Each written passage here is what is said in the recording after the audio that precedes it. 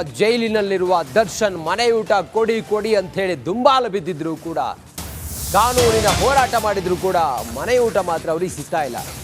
ಸದ್ಯಕ್ಕಂತೂ ಮನೆಯೂಟದ ಭಾಗ್ಯ ದರ್ಶನ್ಗಿಲ್ಲ. ಅರ್ಜಿಯನ್ನ ವಾಪಸ್ ಪಡೆಯಲು ದರ್ಶನ್ ಪರ ವಕೀಲರು ನಿರ್ಧಾರ ಮಾಡಿದಾರಂತೆ. ಕೋರ್ಟ್ನಲ್ಲಿ ದರ್ಶನ್ ಪರ ವಕೀಲರಿಂದ ಮೆಮೊ ಸಲ್ಲಿಕೆ ಆಗಿದೆ. ಕೋರ್ಟ್ಗೆ ಮೆಮೊ ಸಲ್ಲಿಕೆ ಮಾಡಿದ್ದಾರೆ ದರ್ಶನ್ ಪರ ವಕೀಲರು. ಮನೆಯೂಟಕ್ಕೆ ಗ್ರೀನ್ ಸಿಗ್ನಲ್ ಸಿಗ್ತಾ ಇಲ್ಲ, ಸಿಗಲ್ಲ ಅಂತ ಮೆಮೊ ಹಾಕಿದ್ರ ದರ್ಶನ್ ಪರ ವಕೀಲರು. ಈ ಹಿನ್ನೆಲೆ ದರ್ಶನ್ಗೆ ಸದ್ಯಕ್ಕೆ ಜೈಲೂಟವೇ ಫಿಕ್ಸ್ ಆಗಿದೆ. ದರ್ಶನ್ಗೆ ಸದ್ಯಕ್ಕಂತೂ ಮನೆಯೂಟ ಇಲ್ಲ. ಜೈಲು ಸೇರಿರೋ ದರ್ಶನ್ಗೆ ಮನೆಯೂಟ ಕೊಡಬೇಕು ಅಂಥೇಳಿ ಅಥವಾ ಮನೆಯೂಟ ಸಿಗಬೇಕು ಅಂಥೇಳಿ ಅವರು ನಾನಾ ಪ್ರಯತ್ನವನ್ನು ಮಾಡಿದರು. 2 ಬಾರಿ ಅರ್ಜಿ ವಜಾ ಆಯಿತು. ಇದೆಲ್ಲದರ ನಂತರ ಈಗ ಕೋರ್ಟ್ಗೆ ಮೆಮೊ ಹಾಕಿದ್ದಾರೆ. ದರ್ಶನ್ಗೆ ಮನೆಯೂಟ ಸಿಗಲ್ಲ ಅನ್ನೋದೇನಾದರೂ ಕನ್ಫರ್ಮ್ ಆಯ್ತಾ? ಹಾಗಾದರೆ ಹಂಗೆ ನೋಡಿದರೆ ಜೈಲಿನ ಒಳಗಡೆ ಪರಪ್ಪನ ಅಗ್ರಹಾರ ಜೈಲಿನ ಒಳಗಡೆ ಯಾರಿಗೂ ಕೂಡ ವಿಶೇಷವಾದಂಥ ಸೌಲಭ್ಯ ಏನೂ ಕೂಡ ಇಲ್ಲ. ಬೇರೆ ಕೈದಿಗಳಿಗೆ ಹೆಂಗೋ ದರ್ಶನ್ಗೂ ಕೂಡ ಹಾಗೇನೆ. ಇದರ ಹೊರತಾಗಿಯೂ ನಾನೊಬ್ಬ ಸೆಲೆಬ್ರಿಟಿ ಅನ್ನೋ ಕಾರಣಕ್ಕೋಸ್ಕರ ಪ್ರಯತ್ನ ಪಟ್ಟರು, ಆದರೆ ಅದು ಆಗಲಿಲ್ಲ. ದರ್ಶನ್ಗೆ ಮನೆಯೂಟ ಏನಿದೆ ಅದು ಬಹುತೇಕ ಸಿಗೋದು ಡೌಟ್ ಅಂತ ಅನ್ಸುತ್ತೆ. ಈ ಕಾರಣದಿಂದ ದರ್ಶನ್ ಪರ ವಕೀಲರು ಹಿಂಗೆ ಮಾಡಿದ್ದಾರೆ. ಹೈಕೋರ್ಟ್ಗೆ ಮೆಮೊ ಸಲ್ಲಿಕೆ ಮಾಡಿದ್ದಾರೆ. ಮನೆಯೂಟಕ್ಕೆ ಗ್ರೀನ್ ಸಿಗಲ್ಲ ಅಂತ ಮೆಮೊ ಹಾಕಿದ್ರ ದರ್ಶನ್ ಪರ ವಕೀಲರು. ಸದ್ಯಕ್ಕಂತೂ ದರ್ಶನ್ಗೆ ಮನೆಯೂಟದ ಭಾಗ್ಯವೇ ಇಲ್ಲ. ಇನ್ನಷ್ಟು ಮಾಹಿತಿಯೊಂದಿಗೆ ನಮ್ಮ ಪ್ರತಿನಿಧಿ ನಾಗರಾಜ್ ಈಗ ನ್ಯೂಸ್ ಡೆಸ್ಕ್ನಿಂದ ನೇರ ಸಂಪರ್ಕದಲ್ಲಿದ್ದಾರೆ. ನಾಗರಾಜ್, ದರ್ಶನ್ ಪರ ವಕೀಲರಿಗೆ ಸದ್ಯಕ್ಕಂತೂ ಮನೆಯೂಟ ಕೊಡಲ್ಲ ದರ್ಶನ್ಗೆ ಅನ್ನೋದು ಕನ್ಫರ್ಮ್ ಆಗಿದೆಯಾ? ಹಾಗಾಗಿ ಮೆಮೊ ಹಾಕಿದ್ರಾ? ಏನಾಗ್ಬೋದು ಇದು ಮುಂದೆ ಅಂತ ನಾಗರಾಜ್? ರಂಜಿತ್, ಏನು ರೇಣುಕಾಸ್ವಾಮಿ ಕೊಲೆ ಪ್ರಕರಣದಲ್ಲಿ ಜೈಲು ಸೇರಿರ್ತಕ್ಕಂಥ ದರ್ಶನ್ ಮನೆ ಊಟಕ್ಕೆ ಮೊದಲಿಗೆ ಒಂದು ರಿಟ್ ಅರ್ಜಿಯನ್ನು ಹೈಕೋರ್ಟ್ಗೆ ಸಲ್ಲಿಸಿದ್ರು. ಅದನ್ನು ನಾವು ವಾಪಸ್ ತೆಗೆದುಕೊಳ್ತಾ ಇದ್ವಿ. ಇದಕ್ಕೆ ಸಂಬಂಧಿಸಿದಂತೆ ನಾವು ಏನು ಮ್ಯಾಜಿಸ್ಟ್ರೇಟ್ ಕೋರ್ಟ್ ಆದೇಶ ಆಗಿದೆ ಅದನ್ನು ಪ್ರಶ್ನೆ ಮಾಡಿ ಹೊಸ ಅರ್ಜಿಯನ್ನು ಸಲ್ಲಿಕೆ ಮಾಡ್ತೀವಿ. ಹೀಗಾಗಿ ಮೊದಲು ಸಲ್ಲಿಸಿದಂಥ ಅರ್ಜಿಯನ್ನು ವಿತ್ಡ್ರಾ ಮಾಡಬೇಕು ಅಂತೇಳಿ ದರ್ಶನ್ ಪರ ವಕೀಲರು ಹೈಕೋರ್ಟ್ಗೆ ಒಂದು ಮೆಮೋವನ್ನು ಸಲ್ಲಿಕೆ ಮಾಡಿರ್ತಕ್ಕಂಥದ್ದು. ಇದರ ಅರ್ಥ ಏನಂತಂದರೆ, ಏನು ಇವರು ಏಕಾಏಕಿ ಹೈಕೋರ್ಟ್ನ ರಿಟ್ ಅರ್ಜಿಯನ್ನು ಸಲ್ಲಿಕೆ ಮಾಡಿದ್ರು ಹೈಕೋರ್ಟ್ನಲ್ಲಿ. ನಂತರ ಹೈಕೋರ್ಟ್ ಇವರಿಗೆ ಸೂಚನೆ ಮಾಡುತ್ತೆ ಮ್ಯಾಜಿಸ್ಟ್ರೇಟ್ ಕೋರ್ಟಲ್ಲಿ ಅರ್ಜಿ ಸಲ್ಲಿಕೆ ಮಾಡಿ ಅಂತೇಳಿ. ಈ ನಿಟ್ಟಿನಲ್ಲಿ ಮ್ಯಾಜಿಸ್ಟ್ರೇಟ್ ಕೋರ್ಟ್ ಯಾವಾಗ ಈ ಒಂದು ಅರ್ಜಿಯ ವಿಚಾರಣೆ ನಡೆಸಿ ಮನೆ ಊಟಕ್ಕೆ ಅವಕಾಶ ಕೊಡೋದಿಲ್ವೋ, ಹೀಗಾಗಿ ಅದರ ಕಂಟಿನ್ಯೂಟಿ ಬೇಡ, ಈ ಒಂದು ರಿಟ್ ಅರ್ಜಿಯನ್ನು ಏಕಾಏಕಿ ಹಾಕಿದ್ದು ಕಾನೂನಿನ ಪ್ರಕಾರ ತಪ್ಪಾಗಿದೆ ಅನ್ನೋ ಕಾರಣಕ್ಕೆ ಅದನ್ನು ವಾಪಸ್ ಪಡಿತಾ ಇರ್ತಕ್ಕಂಥದ್ದು.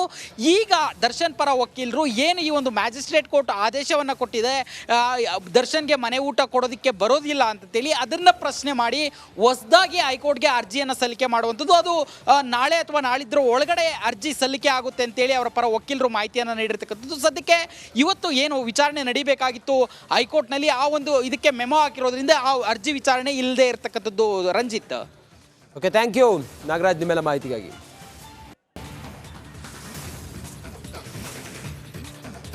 ಮನೆಯೂಟ ಸಿಗದೆ ದರ್ಶನ್ನ ಪರಪ್ಪನ ಅಗ್ರಹಾರ ಜೈಲಿನ ಒಳಗಡೆ ವಿಲವಿಲ ಅಂಥೇಳಿ ಒದ್ದಾಡ್ತಾ ಇದ್ದಾರೆ. ಇದೆಲ್ಲದರ ನಡುವೆ ಗಂಡನಿಗೆ ಒಳ್ಳೇದಾಗಲಿ ಅಂಥೇಳಿ ದರ್ಶನ್ ಪತ್ನಿ ವಿಜಯಲಕ್ಷ್ಮಿ ಕೊಲ್ಲೂರಿನ ಶ್ರೀದೇವಿಗೆ ಪೂಜೆ ಮಾಡಿಕೊಂಡು ಚಂಡಿಕಾ ಯಾಗ ಮಾಡಿ ಪ್ರಸಾದ ತೆಗೆದುಕೊಂಡು ಬಂದಿದ್ರು. ಪತಿಗೆ ಕೊಲ್ಲೂರು ಮುಖಾಂಬಿಕೆಯ ಲಡ್ಡು ಪ್ರಸಾದವನ್ನು ಇವತ್ತು ವಿಜಯಲಕ್ಷ್ಮಿ ತಂದಿದ್ರು. ತಪಾಸಣೆಯ ವೇಳೆ ಲಡ್ಡನ್ನು ತೋರಿಸಿದ್ದಾರೆ ವಿಜಯಲಕ್ಷ್ಮಿ. ಒಂದು ಕವರ್ನಲ್ಲಿ ಪ್ರಸಾದ, ಮತ್ತೊಂದರಲ್ಲಿ ಕುಂಕುಮವನ್ನು ಪತ್ನಿ ತಂದಿದ್ದಾರೆ. ಬ್ಯಾಗ್ನಲ್ಲಿ ಪೊರ್ಕಿಗೆ ಇಷ್ಟವಾದ ಬಟ್ಟೆ ಕೂಡ ಮಗ ತಂದಿದ್ದಾರೆ ವಿನೀಶ್. ಕಾಟೇರನ ಜೊತೆ ವಿಜಯಲಕ್ಷ್ಮಿ ವಿನೀಶ್ ಚರ್ಚೆ ಮಾಡ್ತಾ ಇದ್ದಾರೆ. ವಿಜಯಲಕ್ಷ್ಮಿ ವಿನೀಶ್ ದಿನಕರ್ ಪ್ರತ್ಯೇಕವಾಗಿ ಮಾತುಕತೆಯನ್ನು ಮಾಡ್ತಾ ಇದ್ದಾರೆ.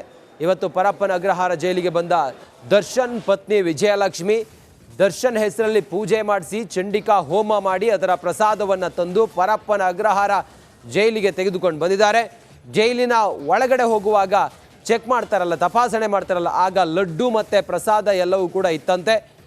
ದರ್ಶನ್ ಧರ್ಮಪತ್ನಿ ವಿಜಯಲಕ್ಷ್ಮಿ, ಮಗ ವಿನೀಶ್ ಹಾಗೆ ದಿನಕರ್, ಸಹೋದರ ದಿನಕರ್ ಪ್ರತ್ಯೇಕವಾಗಿ ಈಗ ಪರಪ್ಪನ ಅಗ್ರಹಾರದ ಒಳಗಡೆ ದರ್ಶನ್ ಜೊತೆಯಲ್ಲಿ ಮಾತುಕತೆಯನ್ನು ಮಾಡ್ತಾ ಇದ್ದಾರೆ.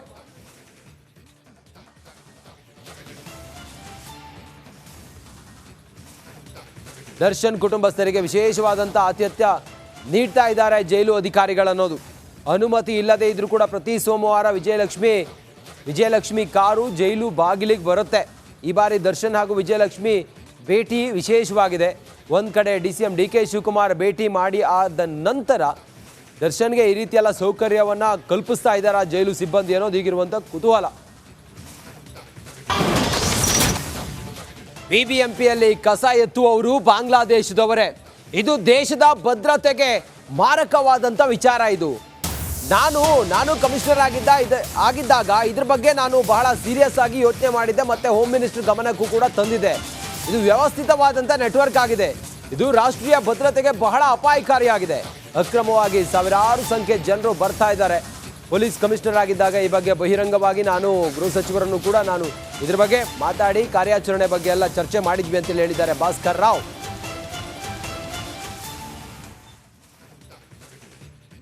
ಬೆಂಗಳೂರಿನಲ್ಲಿ ಬಾಂಗ್ಲಾದೇಶದ ನುಸುಳುಕೋರರ ಸಂಖ್ಯೆ ಜಾಸ್ತಿ ಆಗಿದೆ ಸರ್. ಈ ಬಗ್ಗೆ ಏನು ಹೇಳ್ತೀರಾ ಅಂತ ಸರ್?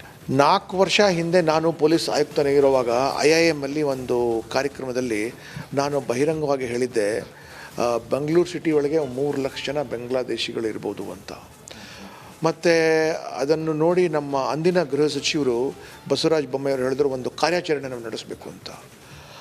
ಸಾಹಸ ಪಡೆದುಬಿಟ್ಟೆ ನಾನು. ಯಾಕಾದರೂ ಕಾರ್ಯಾಚರಣೆ ಮಾಡಿದೆ ಅಂದರೆ, ಯಾಕೆಂದರೆ it's a very complicated process to send back this people over there.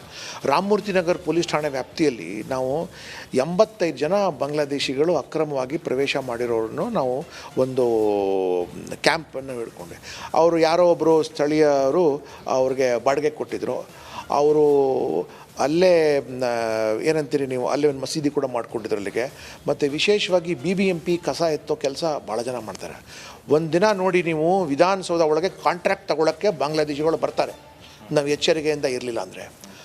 ಆ ಸಮಯದಲ್ಲಿ ಒಂದು 80 ಜನಕ್ಕೆ ನಾವು ಅರೆಸ್ಟ್ ಮಾಡುವಾಗ ಅದು ರಾಷ್ಟ್ರಾದ್ಯಂತ ಸುದ್ದಿ ಆಗೋಯ್ತದು.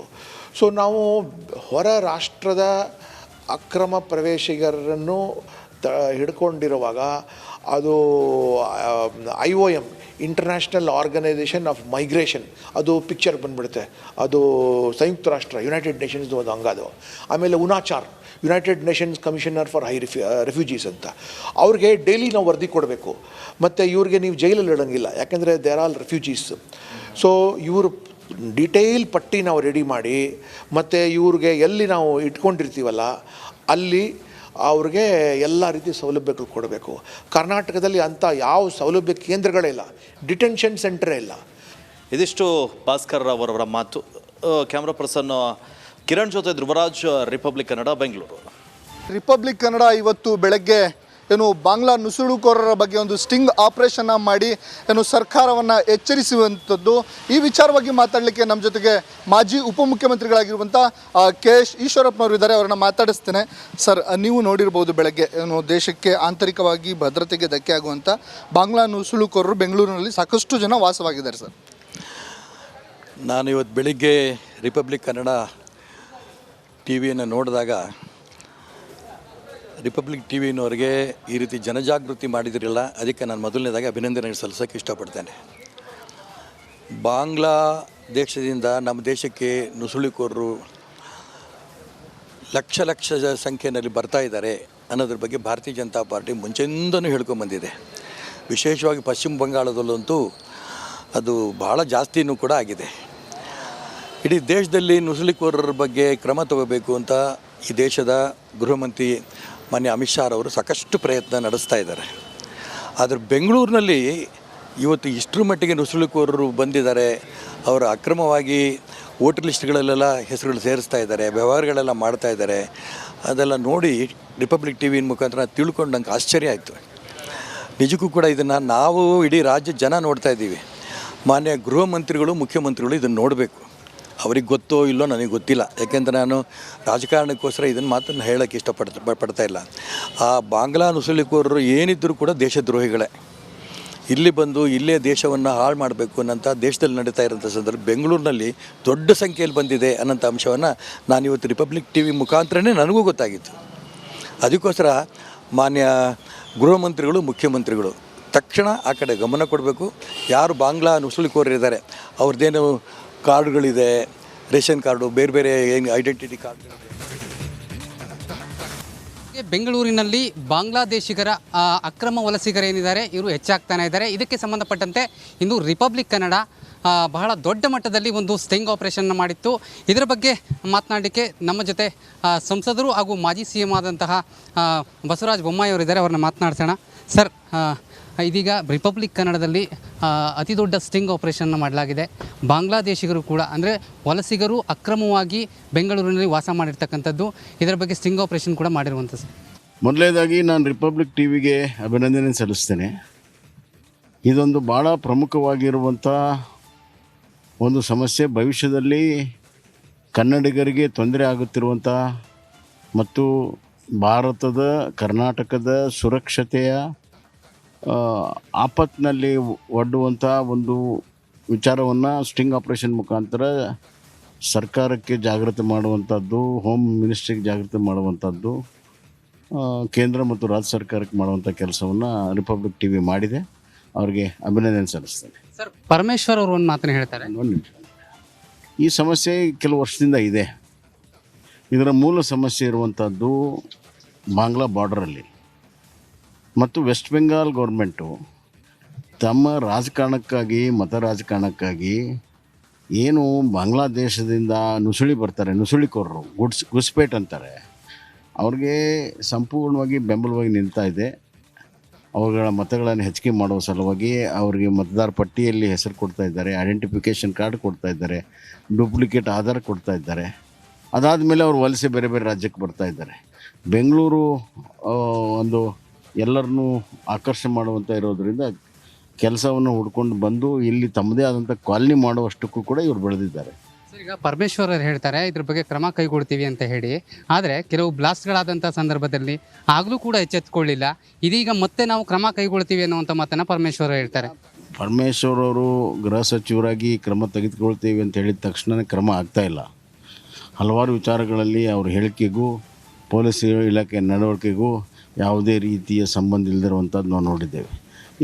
ಇದು ಬೇರೆ ಥರದಲ್ಲ, ಇದು ಗಂಭೀರವಾಗಿ ತೊಗೋಬೇಕು. ಅಲ್ಲಿ ಬಾಂಗ್ಲಾದೇಶ್ ಕಾಲನಿಗಳಾಗಿದೆ, ಅವುಗಳನ್ನು ಐಡೆಂಟಿಫೈ ಮಾಡಿ ಹೊರಗೆ ಹಾಕುವಂಥ ಕೆಲಸ ಮಾಡಬೇಕು. ಮತ್ತು ಯಾವುದೇ ಕಾರಣಕ್ಕೂ ಗೌರ್ಮೆಂಟ್ ಸಿಸ್ಟಮಲ್ಲಿ, ಗೌರ್ಮೆಂಟ್ ನೌಕರಿಯಲ್ಲಿ